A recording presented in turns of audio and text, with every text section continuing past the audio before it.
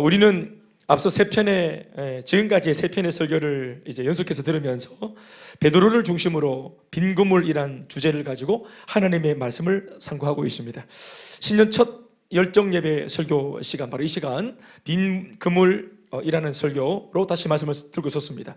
그 세 번째 말씀을 주의 깊게 들어주시기를 바랍니다. 특별히 본문만 해도 우리가 오전 예배 때 드렸던 그 본문하고 이어지는 본문인 것을 눈치채셨죠? 눈치채셨죠? 1절부터 17절까지 했고 18절부터 뒤까지 이제 말씀을 읽었습니다. 이 말씀이 쭉 이어지겠죠. 그래서 특히 앞에 언급했던 두 편의 설교를 떠올리시면서 또 안 떠오르시겠지만 그래도 떠올리시면서 오늘의 이 본문 설교와 매칭을 시켜보시는 것도 성경을 이해하는 데 도움이 되실 거라 생각을 합니다.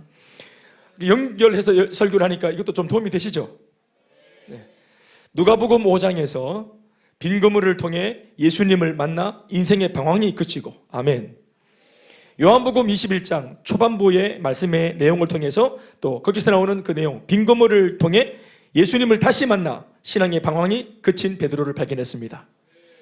그런데 말씀은 인생의 방황, 신앙의 방황, 이런 두 가지의 방황이 그치고 다시 원래의 자리로 정위치 한 것으로 멈추지 않습니다.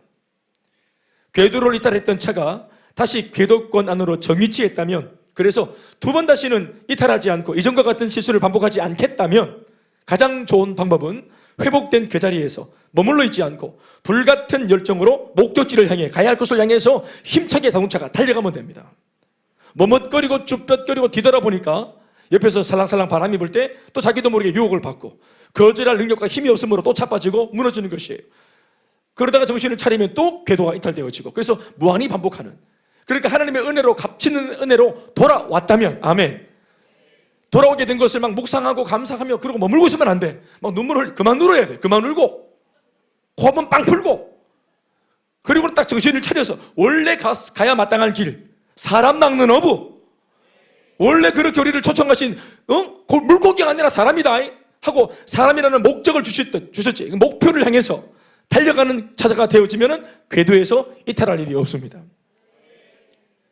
변질의 시작은 말입니다, 변화를 향한 몸부림을 멈추는 시점에서부터 발생합니다. 변질의 시작, 인생이 무너지고 자빠지고 무질서해지고 타락하고 세상에 대한 흠모들이 막 들어오고, 이전에 성령 충만할 때는 세상이 하나도 안 좋아 보였는데 세상의 것들이 막 들어오고 막 좋아 보이고 비교가 되어지고 예수가 시시해 보이고 이렇게 되어지는 이 현상들, 이 변질의 현상이 바로 뭐냐, 변화의 몸부림을 딱 멈출 때 일어나는 겁니다. 이만하면 되었다 하고 오늘의 변화를 묵상하고, 그래서 내일의 변화를 기대하지 않고 그냥 이걸 사색하고 묵상하고 멈춰 있을 때 희한한 것은 이 변화에 대한 감격과 감사가 멈춘 그 다음부터 바로 순식간에 변질이 바로 발동합니다. 그래서 변화와 변질은 절대로 혼재할 수 없습니다. 속도를 내야 됩니다. 그게 빠른 속도가 아닐지라도 왔다 갔다 뭐 이렇게 갈짓자를 거리더라도 움직여야 됩니다. 신앙은 움직여야 돼요. 그렇죠. 그래서 우리가 뭐 조직신학 또 뭐 역사신학 수많은 신학들이 있는데 오늘 우리 교회가 필요로 하는 진짜 신학이 뭐냐면은 실천신학입니다. 삶으로 행하는 신학, 하늘에 붕 떠 있는 신학, 하늘에 붕 떠 있고 뜬구름 잡는 하나님에 대한 지식이 아니라 이 지식이 알미 우리 삶에 체득되어져서 말씀으로 살아내어서 진짜 하나님의 말씀이구나 하는 것을, 이게 진리구나 하는 말씀을, 해법이구나 하는 말씀을 삶으로 살다가 체감해야 된다 이 말입니다. 실천신학이. 그래서 샐러드를 하면 좋은 점이 뭐냐면은 원치 않지만 샐러드이기 때문에 많이 움직여야 돼요. 네, 샐러드가 아닐 때는 안 하던 것들, 기도, 뭐 신방, 또 뭐 잔소리 뭐 이런 거. 그러니까 샐러드이기 때문에 짜다리 해야 될 것들이 많지. 그러니까 이렇게 자꾸 실천을 하면서 유익을 더 얻는 겁니다. 그래서 더 많은 에너지를 소진하는 사람들인데 보면 항상 충만해요. 그렇죠. 활동이 많고 바쁘고 스케줄이 많은 일꾼들이 안 지칩니다. 늘 충만하죠. 오히려 일주일 동안 푹 쉰 분들이 얼굴이 짜다리 이상하지. 그게 그것 때문에 그런 겁니다. 영적인 세계는 파내면 파낼수록 은혜가 충만해집니다. 변화는 완료형이 아니라 언제나 현재 진행형이어야 합니다. 바로 이런 원리 때문에 예수님은 다시 정위치한 베드로에게 앞으로의 삶의 방향과 목적을 알려주시면서 네가 어디를 향해서 내가 네게 준 영적인 에너지를 써먹으며 손살같이 달려가야 될지를 알려주시는 것이에요. 그 내용을 담고 있는 말씀이 바로 오늘 본문 18절과 19절에 있는 말씀입니다. 함께 읽어보시겠습니다. 시작.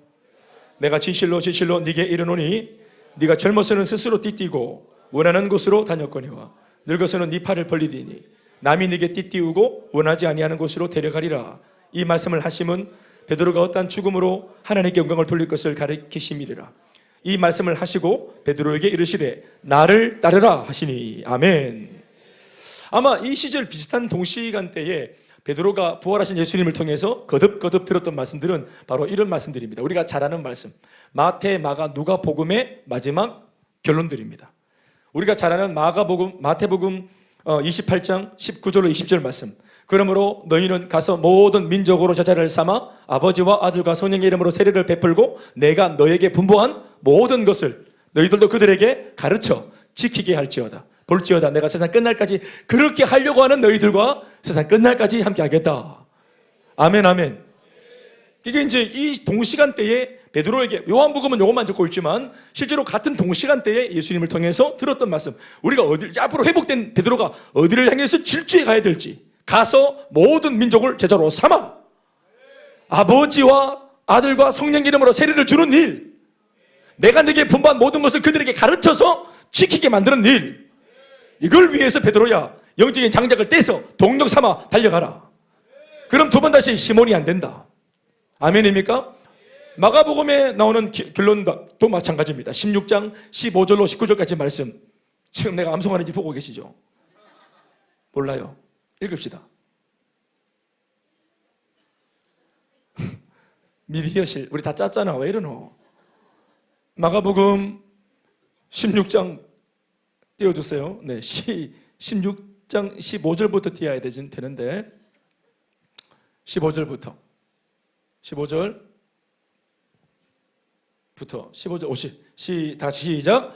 또 이르시되 너희는 온 천하에 다니며 만민에게 복음을 전파하라. 믿고 세례를 받는 사람은 구원을 얻을 것이요 믿지 않는 사람은 정죄를 받으리라. 믿는 자들에게는 이런 표적이 따르리니 곧 그들이 내 이름으로 귀신을 쫓아내며 새 방언을 말하며. 18절. 그래, 여기까지 하자. 그래, 이런 말씀들, 온 천하 만민에게 복음을 전해라. 이것도 같은, 그러니까 어디를 향해서 달려가야 된다고 말씀하신 겁니까? 온 천하 만민에게. 그래야 궤도에 세탈할 일이 없다. 변절되지 않는다. 누가복음 24장 46절로 48절도 마찬가지입니다.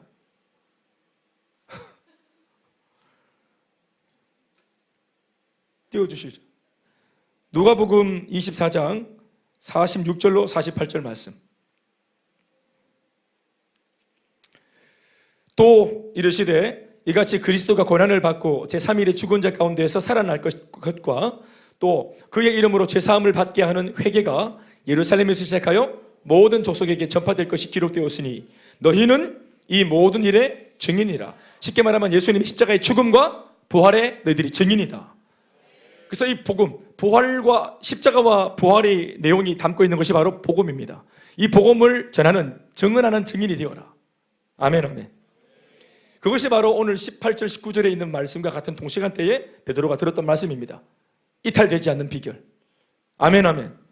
회복해 주신 이유가 뭔지, 목적이 뭔지, 변절되지 않을 수 있는 이유, 시몬이 안 될 수 있는 이유, 그런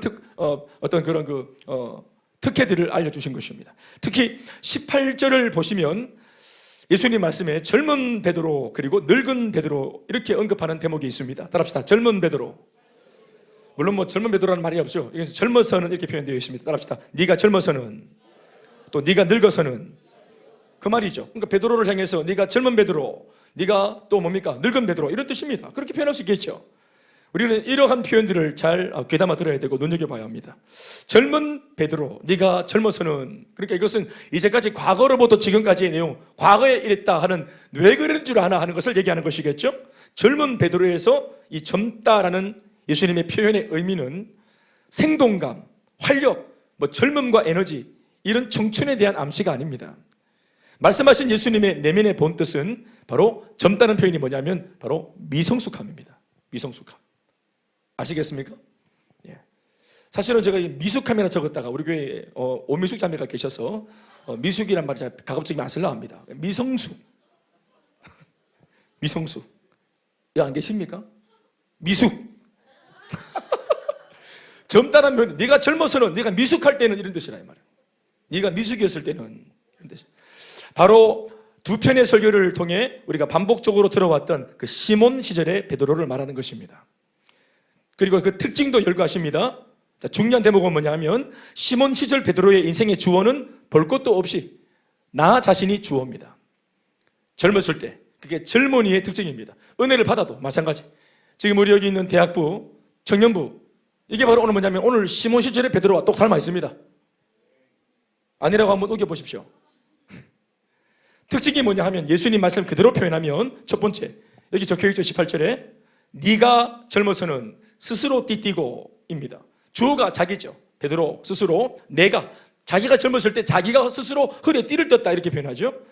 허리에 띠를 떴다 이 표현은 다른 표현하고 좀 닮아있는 표현인데 허리에 띠를 떴다. 그리고 신발을 신었다. 그리고 지팡이를 잡았다. 유대 사회에서 이 세 가지의 표현은 뭘 의미하는 것이냐면은 외출할 준비가 다 되었다는 걸 말하는 겁니다. 이해되십니까? 예. 허리가 통으로 돼 있어요. 이게 치마가, 이 바지가 축 통으로. 그래서 바깥에 길이 다 먼지로 되어 있기 때문에 그냥 막 다니면은 다 그스르겠죠? 그렇죠? 여기 우리 빨리 하는 부인들이 제일 싫어하는 거 아닙니까? 흙먼지 다 일으키고 절단합니다. 멋있을 수는 모르겠지만 들어 올려야 돼, 들어 올려야 돼. 그래서 허리에 띠를 띠는 거예요. 아시겠죠? 네. 영어차 합니까? 허리에 띠를, 저도 오늘 허리에 띠를 띠습니다. 바지 띠를 갈까봐.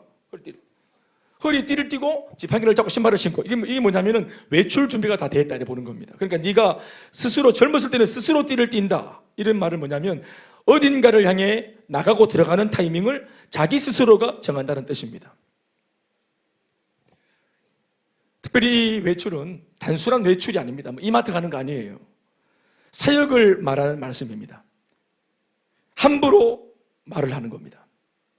함부로 말하고 성급하게 행동하고 감정을 다스리지 못하고 욱하고 급발진하고 동료들과 경쟁하고, 이제 뒤에 보시면 알겠지만 경쟁하는 게 막 나와 있습니다. 경쟁하는 게 막 나와 있다고. 경쟁하는 게.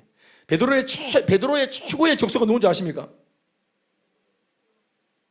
이거 맞추면 진짜 오늘 굉장한 사람인데, 베드로의 최고의 라이벌이 누구겠어요? 누구라고? 네. 권미마라고요? 예. 베드로의 최고의 적수가 누구냐면은 바로 요한입니다. 요한입니다. 근데 요한복음이죠? 그 요한복음 누가 지었어요? 누가 적었냐면은 요한이 기록했죠. 그래서 요한이 이거를 딱 적어놨어. 그거를 3절에 걸쳐서 탁탁탁. 그것도 베드로 이야기가 마무리되는데 그거다가 베드로의 그 경쟁심을 딱 적어놨다. 이게. 이러고 말씀이 끝나뿐다. 황당하죠? 요한복음 마무리가 굉장히 뒤끝이 있습니다. 읽어보면. 요한이 자기가 요한이라고 표현을 못하고 자기가 적으니까 주님 품에 안겨서 주님께 사랑받던 자. 예수님을 누가 판단해, 그럴 때 예수님 곁에 붙어가 주님, 도대체 누가 판단 말입니까? 하면서 그렇게 막 대사를 치는 사람. 집니다, 지. 그러니까 이 요한과의 불편한 마음도 막 드러냅니다. 나중에 한번 보십시다. 그럴 정도로 이렇게 은혜를 막 사실은 받아도 동료들과 끊임없이 사역은 경쟁이 아닌데도, 협업을 하는 것인데도 끊임없이 본의 아니게 경쟁하는, 막 경쟁의 DNA가 충만한 베드로, 막 들이받고 이런 거예요. 그런가 하면은 또 막 충만했다가 또 뭐 바람이 불면은 쉽게 자포자기하고 포기하고 또는 심지어 배신까지 하는 베드로. 그게 바로 네가 젊어서는 스스로 띠띠고라고 하는 말씀입니다. 띠를 왜 띄었습니까? 나가겠다는 거죠. 의지를 가지고 있는 겁니다. 딱 띠띠고 딱 해보겠다는 거예요. 그런데 나갔는데 분위기가 안 좋으면은 뭐 어찌부 던져버리고 숨고, 예수님도 모르겠다고 하고 자꾸 예수 믿는 사람이 아니냐고 자꾸 부추기니까 욕까지 해버리고, 감당이 안 됩니다. 감당이. 또 뱃사람이니까 욕을 얼마나 잘하겠어요. 뱃사람 제가 지금 또 뭐 그렇게 편안하는 것은 아닙니다. 속에 그 DNA가 있대 말이에요. 또 두 번째 뭡니까? 여전히 주어는 자기입니다. 두 번째는 뭐냐면은 적고 있죠. 원하는 곳으로 다녔거니와 이렇게 하고 있습니다. 따라합시다. 원하는 곳으로 다녔거니와. 베드로 스스로가 원하는 곳으로 자기가 원하는 곳으로만 다니는 것입니다. 이것도 마찬가지로 사역과 길보되어져서 하시는 말씀이에요. 환대받는 곳에만 찾아가는 사역, 내가 빛나는 곳에만 열정을 내는 사역, 베스트의 필요가 아니고 셀 가족들의 요청이 아닌 그저 자기가 빛날 수 있는, 내가 얼마나 빛날 수 있는가, 이 현장에서 내가 얼마나 주목받을 수 있는가, 내가 얼마나 주인공이 될 수 있는가 하는 자리만 찾는 미성숙한 사역자의 모습입니다. 어떤 면에서 3년 내내 예수님이 지켜봤던 베드로의 모습은 이랬습니다.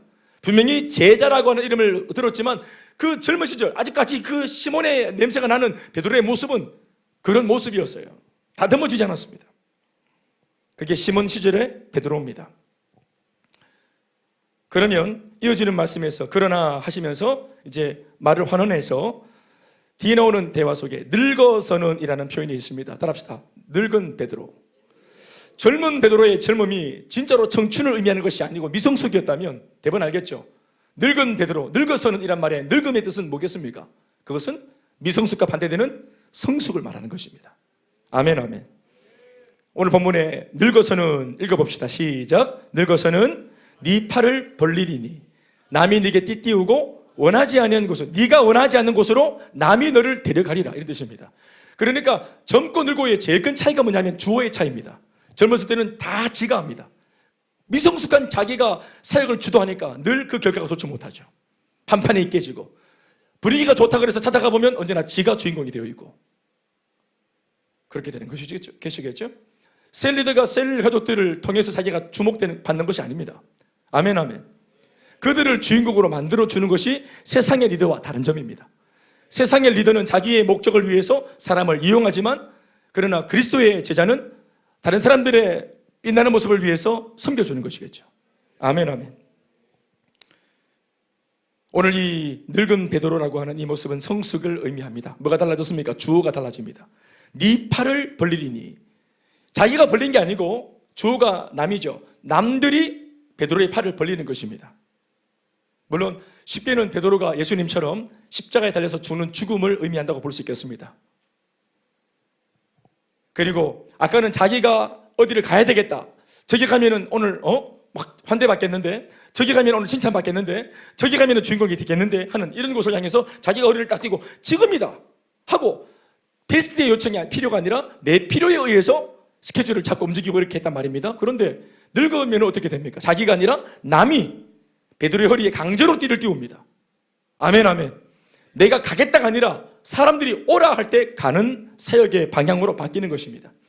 베드로의 베스트의 필요에 의해서, 세 가족들의 요청에 의해서 힘겹고 어려운 사람들이 문제를 만났는데 하필이면 그 시간이 밤 12시다, 새벽 2시다 할 때 나는 잠을 청하는 시간이지만 문제 만난 사람이 그때다 하면 그때 움직이는 것입니다. 전도의 타이밍은 복음을 듣는 베스트의 타이밍입니까? 복음 전하는 내 타이밍입니까? 그렇죠. 복음이 필요한 베스트의 상황이 복음을 전하는 타이밍입니다. 아멘, 아멘. 그래서 언제나 이 부분에 대해서 열려있는 성숙한 우리가 되어져야 하나님께 우리가 정말 그렇게 틈이 없이 쓰임받을 수 있는 줄 믿습니다. 그리고 원하지 않는 곳으로 데려감을 당하는 겁니다. 그러니까 조롱당하고 학대당하고 욕먹고 오해받는 자리, 누명을 쓰는 자리, 이런 곳으로 거침없이 막 주님이 데려가죠. 대체로 하나님의 진리의 말씀을 전하는 나팔수들은 대체로 성경 전체나 교회사를 들여다보면 대체로 환대받지 못했습니다. 다 고통 속에, 아픔 속에, 눈물 속에 다 그렇게 그 길을 걸어갔습니다. 왜냐하면 그 길을 제일 먼저 걸어가신 분이, 좁은 길을 걸어가신 분이 예수님이시기 때문에 그럽니다. 인기가 없는 길이고. 아멘, 아멘. 제가 우리 교회 수식어 중에 제일 많이 들었던 말이 빡센 교회란 말입니다. 빡세다는 거. 빡세죠? 예, 빡셀 수 있죠. 빡셀 수 있죠. 그런데 진짜로 빡센 게 훈련입니까? 빡센 게 예배입니까? 빡센 게 이렇게 신앙적인 이런 뭔가 제출 이런 것들입니까? 제가 여러분들을 처음 만났을 때 제가 들었던 빡셈은 여러분들의 삶이었던 것 같은데요. 네? 여러분들 저를 처음 만났을 때 얘기했잖아요. 이제껏 예수 없이 살아온 내 삶이 얼마나 지치고 피곤하고 힘들었는지, 얼마나 빡셌는지, 얼마나 마귀에게 속고 살아서 힘들고 고됐는지, 그리고 말씀하셨잖아요. 두 번 다시는 그렇게 살고 싶지 않다고. 왜 훈련이 빡셉니까? 여러분들의 삶에 문제가 빡세기 때문입니다. 그렇죠. 홍수는 거센데 우리가 살포시 데이트할 때 노젓듯이 그렇게 노를 젓고 오리발 이렇게 막 오리배 타고 오리발 굴리가 되겠습니까? 그래가지고 홍수를 거슬러 가겠어요? 시련이 크고 고난이 크고 문제가 크면 어떻게 노를 져야 되겠어요? 강력하게 져야지. 강력하게 졌다가 막 날아보야지. 아멘, 아멘. 거북선이 돼보야지. 그 과정이 힘들게 느껴지지만 돌아보십시오. 여러분들의 지난날 삶이 더 빡셌지 않았습니까? 그때는 훈련도 없고 양육도 없고 숙제도 없고 예배도 없고 나를 뭐 귀찮게 하는 뭐 교회도 없고 내 맘대로 살았죠. 내 맘대로 자연인으로. 내 맘대로 자연인으로 살았을 때 얼마나 그때 빡셌습니까? 두렵고 보호자가 없고 장치가 없고 얼마나 고통스러웠어요. 이제껏 내가 살아왔던 패턴들을 다시 뒤집어 엎고 습관을 바꾸고 아멘 아멘 새로운 인생을 사는 새로운 방식을 우리가 다시 그 근육을 길러야 되기 때문에 근육이 만들어지는 과정이 빡센 겁니다. 사랑을 해봤어요? 그렇게까지? 그러니까 사랑을 하기 위해서 사랑의 근육을 자꾸 이제 하죠. 의지적으로 사랑을 하고. 목사님, 저는 사랑이 생기면 사랑을 다 합니다. 내가 묻는 말은 언제 생기노 그 사랑? 목사님요, 내 감동만 다 합니다. 감동 언제 오는 그 감동이? 감동은 오지 않습니다. 의지적으로 하는 겁니다. 의지적으로. 내 마음이 안 따라도. 그렇죠. 그래서 제자 훈련, 예수님이 제자들 동의를 구하고 훈련 시켰습니까? 아니에요. 나를 따라 주겠습니까? 나를 따르랍니까? 내 혼자 하나? 누구 성경에는 잘못 적혔나? 나를 따라 주겠니가 나를 따르라가? 나를 따르라! 응? 닥답니다, 닥다. 닥치고 따르라. 닥치고 따르라. 그거예요. 뭐 좀 어떻게 말하면은.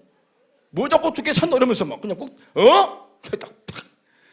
인생에 답이 없으면 답이 있다고 말하는 분의 말씀을 따르라.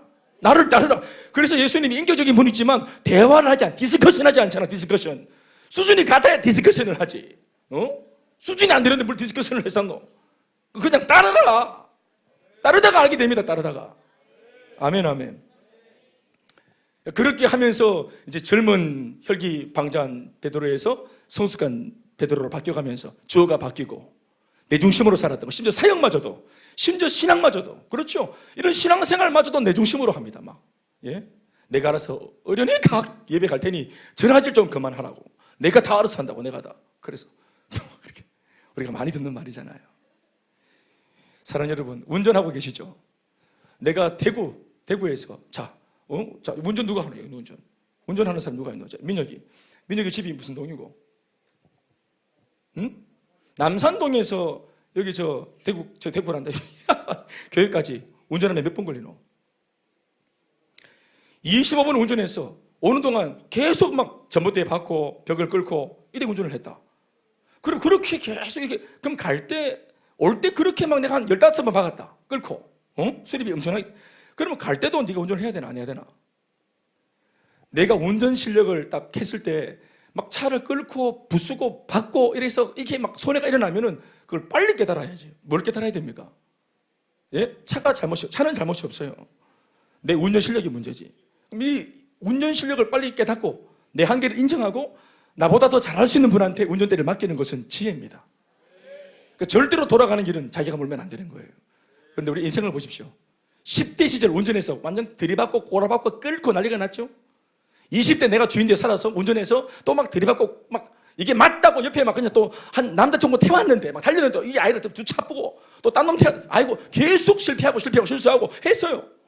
30대 어떻습니까? 40대 어떻습니까? 우리가 예수 믿기 바로 직전까지 내가 인생의 운전을 해서 얼마나 많은 스크래치가 나고 문제가 생겼어요. 그 궤적을 보십시오. 지나온 궤적을 살펴보면은 내 인생의 실력이 딱 검증되는 겁니다. 거기에서. 그렇죠. 그러니까 나는 한 여자의 남편으로서 내 아내 한 사람을 행복하게 못해주는 운전 실력, 남편으로서의 운전 실력이 좀 떨어졌다.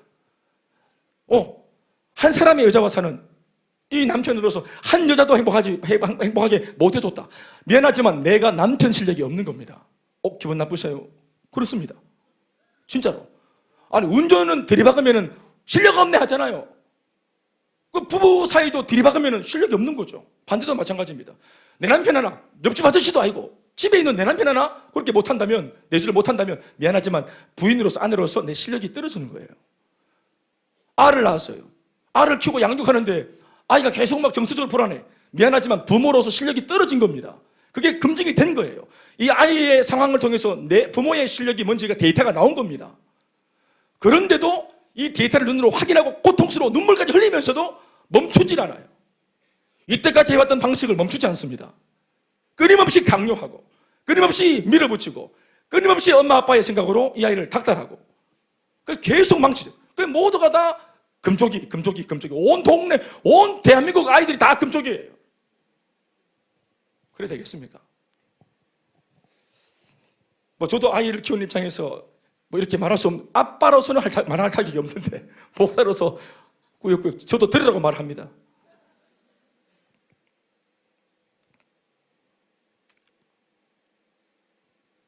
젊어서 그런 겁니다. 네. 그래서 이 젊음과 늙음의 이 사이, 미성숙과 성숙의 사이, 사람은 안 바뀌는데 한번 젊은 미성숙한 삶으로 살고 그 삶을 50, 60을 살아왔다. 그냥 그렇게 사시다가 죽는 겁니다. 사실은 평생 사춘기처럼 나이가 막 70이고 80인데도 정서가 불안정하고 옆에 가면 막 사람이 불안하고 어떤 말을 할지 모르고 안정되어 있지 못하고 예측 불허하고 이런 분들도 있습니다. 그렇게 해서는 안 되는 겁니다. 나이가 젊든 많든 우리 인생 내면이 진짜 미성숙에서 성숙으로 옮겨 타려 그러면 거기 진짜 주님이 오셔야 됩니다. 무엇보다 우리가 주님을 요청하기 위해서 내가 지금 너무나 미성숙하다는 사실을 인정하는 것이 있어야 됩니다. 그래서 주님께서 우리 가운데 빈 건물을 내미시면서 어디 한번 채워봐라 하시고 끊임없이 묻는 겁니다. 또 체온들 찢어지는 것을 통해서 이게 네 현주소라고 알려주시는 겁니다. 못 채우거나 채워봤자 찢어지는 그물, 이걸 인정하는 것이 바로 변화와 성숙의 출발입니다. 제가 두날개 사역을 처음 들었을 때 내가 이대로 이 비전과 사명 없이 이대로 계속 진도를 뺐다가는 내 진짜 큰 일을 치는 사고 치는 목사가 되겠다. 천편일률적으로 그렇게 목회했던 목사님의 그 행적을 담겠다. 그게 옳고 그러면 아니지만 저는 많이 행복해 보이지 않는 목사님들을 많이 봤기 때문에 마치 도살장에 끌려가는 소처럼 양처럼 이 길에 들어섰으니까 우리는 전도사, 강도사, 부목사 이렇게 걸쳐가지고 모두가 다 그 단임 목사 자리에 다 가는 거예요. 그래서 막 당의원들한테 치고 성도에게 치고 중간에 찡겨가지고 아무 말도 못하고 그래 완전히 그냥 그래서 우리끼리 만나면은 막 분노를 터뜨리고 이렇게 하는 그 목사님들처럼 목사들끼리 만나면 복음을 말하는 게 아니라 그냥 원망과 저주와 한탄을 하는, 나도 그런 꼴이 될 수밖에 없는 우리 모두. 그래서 신학교 들어올 때는 다 그런 게 아니었는데 모두가 꿈을 꾸고 들어왔는데 사역 현장 속에서 다 이렇게 뛰어가는 그런 목회자들을 보면서 우리도 원치 않지만 그렇게 끌려가는 게 그렇게 가는 겁니다. 이게. 그런데 두날개 비전을 통해서 행복한 목회, 행복한 성도, 사명과 비전으로 충만하게 달려가는 하나 되어 있는 공동체. 아멘, 아멘.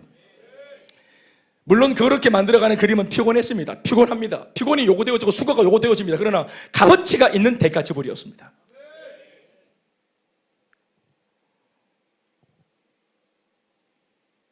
오늘 청춘들에게 전하는 권면은, 우리는 날고 기어도 너무나 미안한 말이지만 배울 것이 많은 나이입니다. 그래서 앞서 달려가는 성숙한, 또 앞에 달려가는 선배 우리 사역자들 통해서를 보면서 항상 겸손한 마음으로 배우려고 하고, 또 그 내면에 존경하는 마음들이 늘 있었으면 참 좋겠습니다. 네. 아무리 좋은 그런 말씀을 전해도 결국 주어가 자기가 되어지면 자기가 다시 돌아가서 다시 모든 말씀들을 원액 그대로 다 쓰는 것이 아니라 자기가 다시 다 이것을 편집해버립니다. 이성교제, 어떤 룰을 가져라. 여러분, 제가 이성교제에 대해서 신경을 쓰는 까닭은 제가 무슨 한이 있어서 여러분들을 괴롭히려고 하는 게 못마땅해서 권성에 망해라 이렇게 하는 게 아닙니다. 우리 자매 형제가 지금 교제하는 아이들도 있는데 제가 200일 되었다고 내가 최근에 오라 그랬어요. 그럼 내가 100일 챙겨서 100일 동안 무슨 일이 없었나? 그래요. 서로 잘해주더나? 오케이. 200일째 보자. 200일째 또 어떻게 잘 됐나? 왜 이렇게 합니까? 나 바빠 죽겠는데. 네, 바빠요.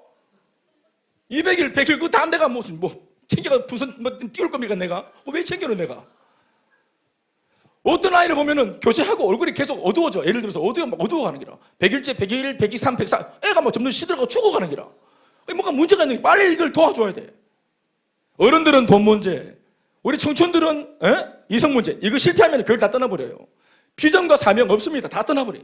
이게 젊어서 살아가는 미성숙한 시몬 베드로의 모습의 교회의 모습이에요. 자기가 주인인 기라. 아무리 하나님의 말씀을 스탠다드를 가르쳐도 자기가 주었기 때문에 돌아가서는 주님이 뭐 하시? 주님은 교회 전문가, 내 인생은 내가 전문가다 하면서, 내 연애는 내가 전문가라고 자기가 다 오늘 째고 벚꽃놀이 가자 그렇게 막 주일날 예배 째고 평생 드리는 예배 아이가 오빠 믿어라 하면서 이렇게 완전히 마귀가 따로 없어. 이 오빠가 마귀 새끼입니다. 죄송합니다. 새끼라 마귀입니다. 이게 이래가만 변질을 시키고 잡아뜨리고 자기 기준으로 하향 평준화를 만들어버려요.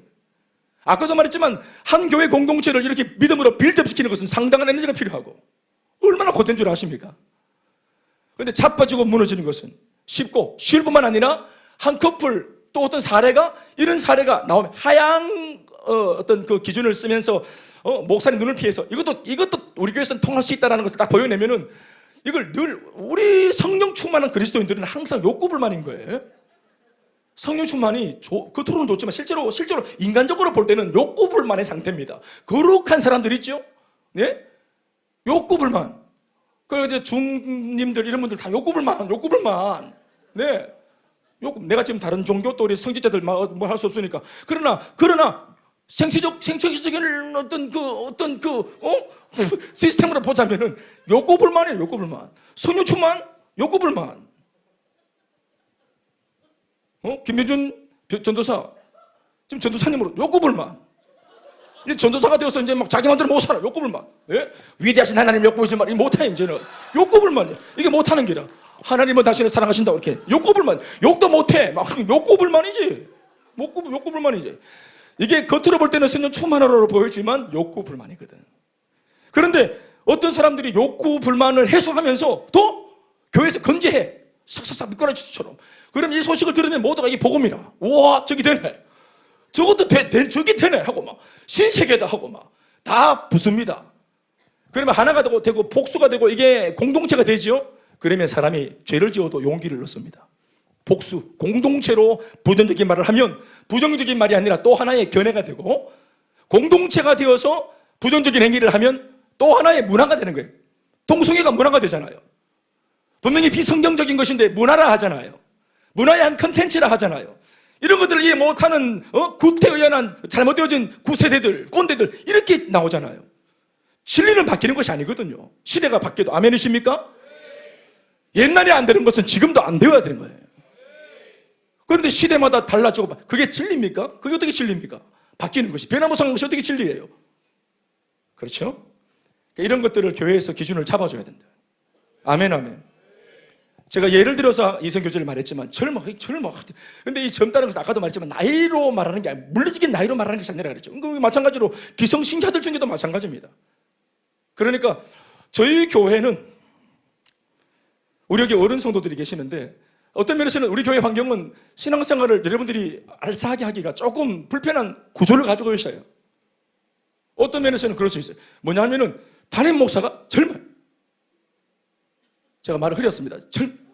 담임 목사가 그래서 제가 나이가 많고 머리가 허옇고 이렇게 막 나이가 들어있는 한 60대 중반 후반 이런 목사라면은 이렇게 있어도 저를 알아보지 않아도 간볼 것도 없어. 그냥 막 허연 머리 막 돋보기 하는 소리가 뭐 할렐루야 이러면 바로 목사님 이렇게 합니다.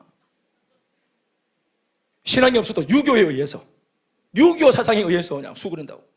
근데 목사가 젊어.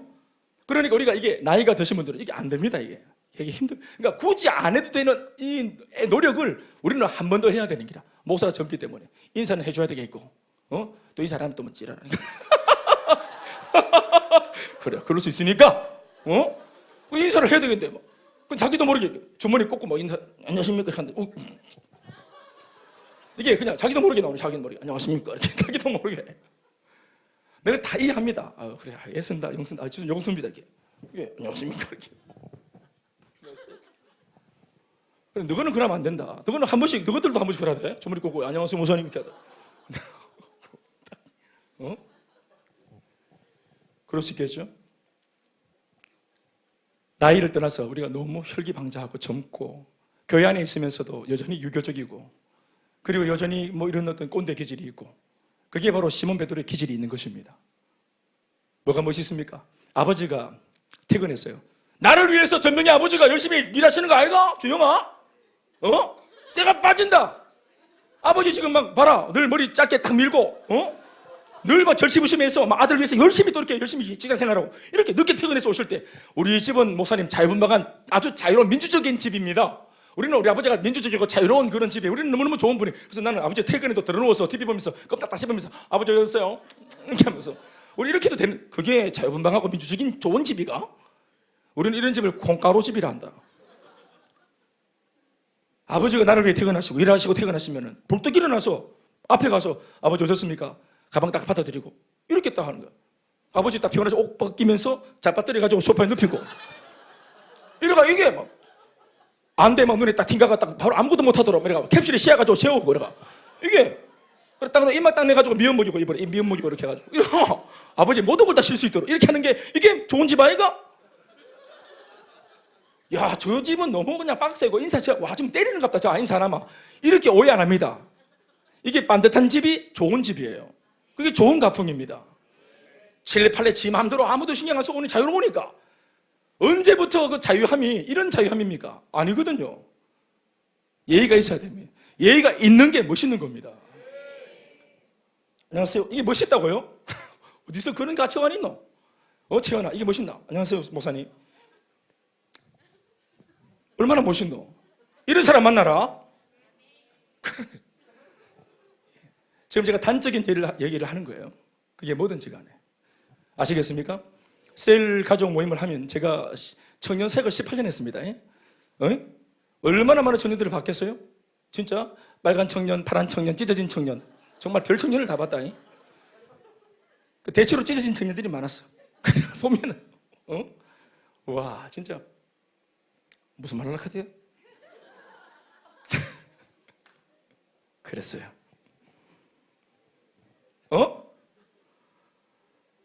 그래 생각이 났었는데 사라졌다. 에이씨 짜증나네. 그래 알겠습니다. 혈기가 방자합니다 아주 이렇게. 그래서 세 가지 모임을 이렇게 하면은 아까도 말했지만 셀을 자기의 셀로 만든다든지 셀 가족이 셀 리더가 다 자기 사람 만들고 이게 안 된단 말입니다. 사역하라 그랬더니 작업하고 작업하고 내 얘기했죠? 호랑이 물고기 교회에 있을 때 대학부 사역할 때 여자애 하나가 왔어. 세 가족이 하나 왔는데 이름이 한우리 지금도 기억합니다. 교회 딱 일주일 와서 안 나와. 지금까지 스튜디오스 지망생입니다. 예보장에 연예인 같아서 아이가 정말 참하더라고. 딱 왔어요. 그 아이가 세 가족 인사해서 한우리입니다 인사 딱. 다음 주 주일날 안 와 교회를. 내가 한우리 왜 안 왔어? 알아보니까 나한테 전화가 왔어요. 목사님 하면서 우리야 왜 안 왔냐 했더니 너무 힘들어요. 그래. 뭐가 힘드냐 그래. 일주일에 한 50통 전화가 왔대. 교회 오빠야들이 서로 섬기겠다고. 이 50명의 형제들 다 존해야 된다 이거.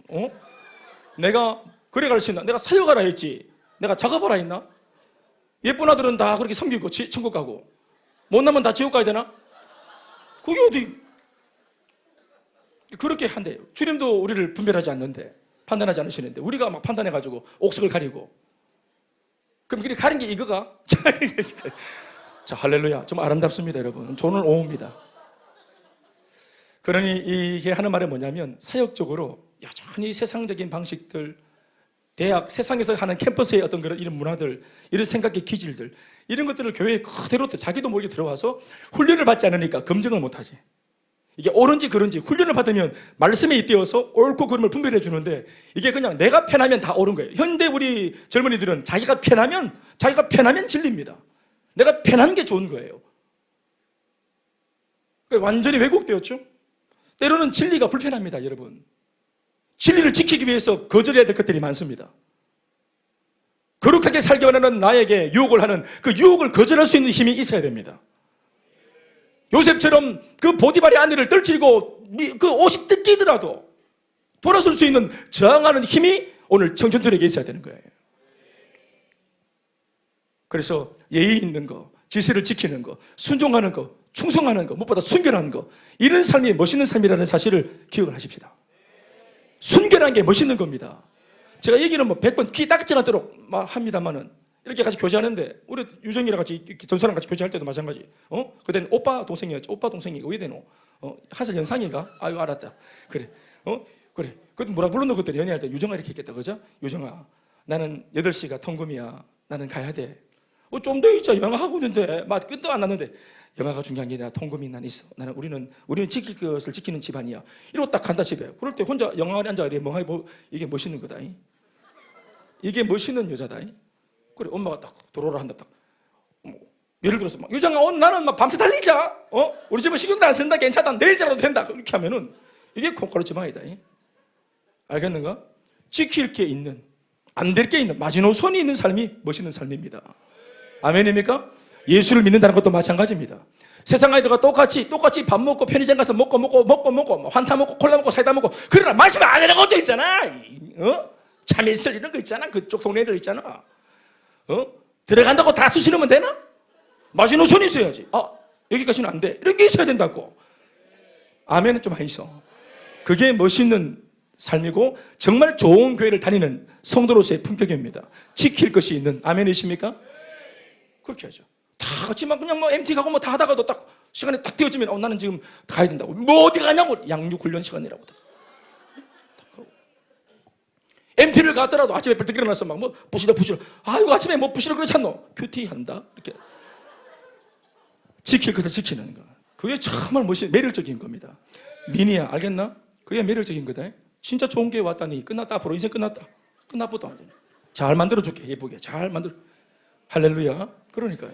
이러한 것들을 이제 교회가 하는 것들을 진짜로 눈여겨보았던 성도들이 저한테 했던 말은, 목사님, 난 진짜 우리 아이들 키우는데 너무너무 좋다. 교회에 딱 심어놓고 데려다 놓으니까 엄마 아빠가 잔소리로 가르쳐야 될 것들에 대해서 엄마 아빠가 옳은 말이라도 잔소리로 하면은 다 대적을 하고 반박을 하는데, 교회를 통해서 하나님의 말씀으로 훈계해 주시니까 엄마 아버지가 하고 싶은 말보다 더 좋은 말씀으로 가르칠 뿐만 아니라 그 결과도 너무너무 좋다는 거예요. 그러니까 아이들 양육을 절로 한다는 것입니다. 교회 안에 넣어놓으면 절로 하나님께서 이 흐름을 통해서, 단계를 통해서 하나님이 만들어 주시는 거예요. 나는 우리 교회 이 훈련을 통해서 나는 어느 집에 누구 좋은 그런 사위감 며느리감 만드는 것이 훈련의 목표가 아닙니다. 그러나 주 예수의 제자를 만들기 위해 달려가는데 어느덧 좋은 남편감이 되어 있고, 어느덧 좋은 아내감이 되어 있고, 어느덧 좋은 며느리감이 되어 있고, 어느덧 좋은 사위감이 되어 있더란 말입니다. 너희들 이렇게 보면은 알겠나? 지금도 다 보고 있다. 저기서 누군가가 다 이렇게 보고 있다. 이렇게 아줌마들끼리 따로 있는 그 카톡 방이 있다. 내가 다 안다. 이번에 누가 참하던데 하면서 톡톡 난리 사고 이렇게 하면서, 야는 내가 찜했으니까 손대지 마라, 이런 게 있다. 그 블랙리스트에 다 올라가 있다 우리가. 그게 좋은 겁니다. 아시겠습니까? 우리 같이 공동체에서, 제가 이제 50 좀 넘는데 언제까지 하면 한 20년 남았잖아요. 그러면 지금 우리 여기 보면은 성희하고, 성희 몇 살이고, 미안하다 이런 거 물으면 안 되는데, 하여튼 이제 25살 좀 넘었지. 25살 좀 넘었으니까 성희하고 내하고, 그럼 20년 가면은 보자. 결혼해가 아 키우고, 그래. 내년에 결혼해도 아가, 지금 20년 가면 아가 20살 군대 간다, 그죠? 그러니까 이 아들 그런 거 다 보고 같이 성장하고 성숙하고, 지금 이렇게 막 꽃이 찌르는 채현이 또 문영주 이런 거 진짜 이제 이게 저 현재 이런 아이들 이것들 이거 전부 다 이런 거. 우리가 눈으로 다, 정말 목사님이 말씀으로 양육하는 목사님이 나 인생을 놓고 한 20년을 지켜보는 목사님이 계신다. 나를 20년 지켜보는 목사님이 계신다. 내 옆에서 20년을 기도해주는 목사님이 계신다. 이게 좋은 관계라고 저는 믿습니다. 그렇지 않겠어요? 이것도 마찬가지겠지? 채원이 내년에 장가가도 지금 나이가 지금 나이가 30이니까 지금 이렇게 지금 24시가 5시 그렇지? 6시. 그래, 맞는 게 하나도 없네. 20년 가도 그래봐야 46이지. 그때 네가 목사님 퇴직할 때 네가 저 문 밖에서 눈물 흘리면서 목사님 정이 들었다고 네 펄펄 울어야 된다, 알겠나? 우리 이런 시절을 함께 교회에서 같이 격려하고 응원하면서 같이 만들어갑니다. 모두가 다, 저도 사실은 지금 젊은 목사입니다. 그렇죠? 그냥 영한 목사라는 게 아니고 미성숙한 목사입니다. 저도. 제가 뭘 하겠습니까? 이제 50인데 뭘 하겠습니까? 담임 목사, 목회자들의 전성기는 55세입니다. 저는 그렇게 알고 있거든요. 아직도 저는 피리미 목사고 배우는 중에 있습니다. 그러니까 함께 젊음에서 성숙함으로, 미성숙에서 성장으로 넘어가는 과정을 서로가 피차 같이 볼 겁니다. 같이 서로 같이 서로 응원하고 같이 커가는, 저도 이제 큰 목사가 되고 여러분도 큰 성도가 되고, 아멘 아멘, 서로 같이 그런 공동체에서 이렇게 좋은 만남을 만났습니다. 이 만남이 이어졌습니다. 마지막으로 말씀을 받고 이걸 한번 제가 완전히 말을 좀 뒤집어서 다시 접근해 보면 이런 겁니다. 자, 지금 우리가 예를 들어서 채연이가, 영준이가, 또 현재가, 예를 들어서 호철이가 어디 가서 다시 시작한다 할 때, 현재가 지금 우리 교회 몇 년 됐노? 한 10년 됐지. 어디 가서 다시 10년을 무시하고 어디 가서 다시 시작하겠노? 지금 다시 어디 가서 또 우리 엄마 아버지 간증을 다시 해야 되고, 또 현수랑 내랑 같이 간증을 다시 해야 되고, 우리 할머니 할아버지 간증을 다시, 고모 간증 다시 해서 교회가 나를 다 알고 이해하고 이걸 알고 기도해 주기까지 그 교회 목사가 니만 본다 하더나? 어디서 이렇게 우리가 내 삶 전체를, 그것도 치부와 부끄러움, 상처를 이미 다 알고 있고 그것을 놓고 괜찮다고 하며 같이 그것을 응원하고 격려하며 같이 웃고 울 수 있는 공동체가 어디에 있습니까? 지난날 제가 지독히 외로웠고, 지난날 제가 지독히 공동체에 목말랐기 때문에 저는 우리 교회를 그렇게 만들고 싶었던 겁니다. 그렇죠. 이것은 저 자신의 스토리와 맞물려 있는 것입니다. 그러니까 여러분들이 제가 만들고 싶고 꿈꾸는 교회가 여러분들의 생각에도 크게 이상하게 느껴지지 않는다면 이렇게 달려가는 길목에 힘을 보태십시오.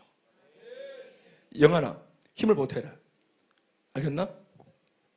시간을 보태라. 물질을 보태라. 그래. 지갑 던져라.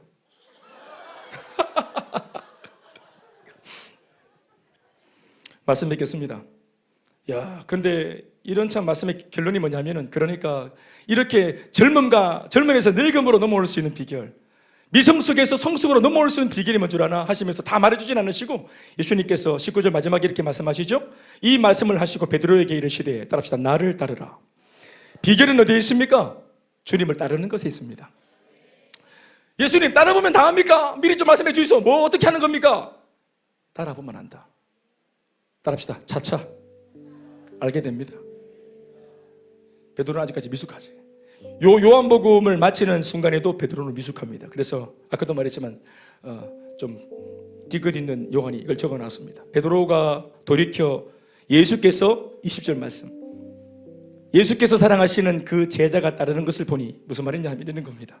방금 베드로와 예수님 대화를 했잖아. 예수님께서 그래서 베드로야 나를 따르라 이렇게 했지.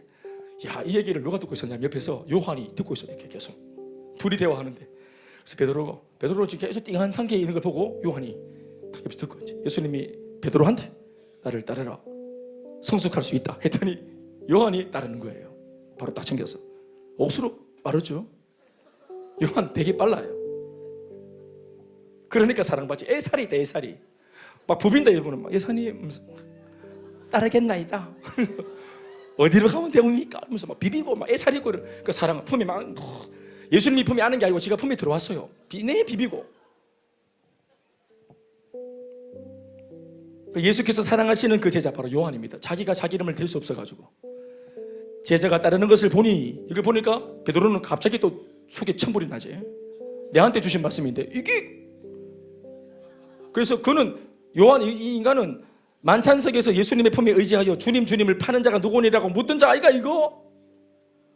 그래서 이 베드로가 갑자기 마음이 바빠져서 그를 보고 요한을 보면서 예수님께 여쭤보되, 주님 이 요한은 어떻게 되겠사옵나이까? 나는 주님 따라서 양팔 벌리고 죽어보고, 나는 뭐 남이 날 띠띠우고 데려다니고 뭐 늘 욕먹고 한다면서요. 네, 그거 좋습니다. 그런데 야는요? 야는 안 죽습니까? 야는 고난 안 받습니까? 이거 이만은 뭐합니까 이거? 같이 지키주이소. 예수님이 22절 시작. 예수께서 이르시되 내가 올 때까지 그를 머물게 하고자 할지 살려놓을지라도 네게 무슨 상관이 있느냐? 너는 나를 따르라 제발 좀. 이 말씀을 듣고도 돌아가서 다른 제자들한테 이렇게 말합니다. 형제들에게 나가서 그 제자는 죽지 않겠다 하더라. 그리고 또 예수님께서 뒤에 설명합니다. 예수님의 말씀은 그가 죽지 않겠다 하신 것이 아니고 죽고 사고 이런 것이 아니고 그냥 네가 상관하지 말라는 것이다. 너는 남 생각하지 마라. 경쟁하노. 네 사명이다. 네 사명. 아멘. 오늘 원빈이 하늘이 세리다가 됐는데 야들이 되면서 오늘 감사를 표현했지만 그러나 사실 두려운 기라. 그래서 이렇게 기도하면서 주님 그런데 오늘 하늘에 기도했겠지. 하늘이 세리도 딱 임명받대. 하나님 나는 세리도로 달려가는데 그런데 내가 전도한 원빈이는요 원빈이 신경 쓰지 말고 니나 죽어라. 원빈이는 뭐 왜 됩니까? 안 죽습니까? 가는 샐리드 안 합니까? 가도 샐리드다. 아싸! 오늘 그래서 마음이 열린 겁니다. 둘이가 또 기도합니다. 같이 합동으로. 현재는요, 하나님. 목사님, 현재는요. 현재는 내 저거 기타만 치고 있습니까? 상관하지 마라. 니나 잘해라. 다 주님 계획이 있다. 그 말씀을 하시는 겁니다. 보십시오. 무슨 말이냐면은 두렵다는 말이에요. 이 콜링이 한편으로는 영광스러운데도 나만 가는 것 같아서 두려운 거예요. 두려운 거예요. 근데 그 시절의 제자들과 달리 우리는 어떻습니까? 이 두려움마저도 떨칠 수 있는 좋은 조건이 만들어졌죠? 우리는 뭡니까?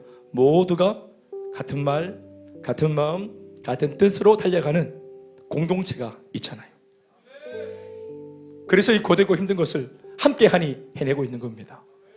저도 참 외롭고 고독했는데 처음에 할 때 너무 힘들고 외롭고 같은 수준에서 디스커션 할 사람이 없었습니다. 그래서 밤새도록 앓고 고민하고 아내와 같이 얘기를 하고 답이 없고 피똥을 싸고 고뇌하고 연구하고 울면서 행복 모임하러 나가고 퇴짜 맞고 돌아오는 길에 다시 울고 그 세월들을 숱하게 보냈죠. 그런데 어느덧 여러분들이 이렇게 마음을 알아주는 일꾼들이, 마음을 알아주는 이런 좋은 양질의 성도들이 이렇게 자리하고 있어서 이게 얼마나 큰 힘이 되는지 모릅니다. 나는 여러분들을 놓고 주님께 묻지 않습니다. 자들은요, 주님 저 신경은 왜 됩니까? 나 이렇게 묻지 않습니다. 주님 저 전병이 왜 됩니까? 나 그렇게 묻지 않습니다. 다 여기 있다는 줄 알고 있기 때문에 같은 열매를 볼 때까지 금년 안에 열심히 달려가는 저 여러분 되시길 주의 이름으로 축원합니다. 특별히 우리 요다엘, 또 우리 청년부, 대학부 공동체 그렇게 기대합니다. 아멘, 아멘. 박수 하시겠습니다.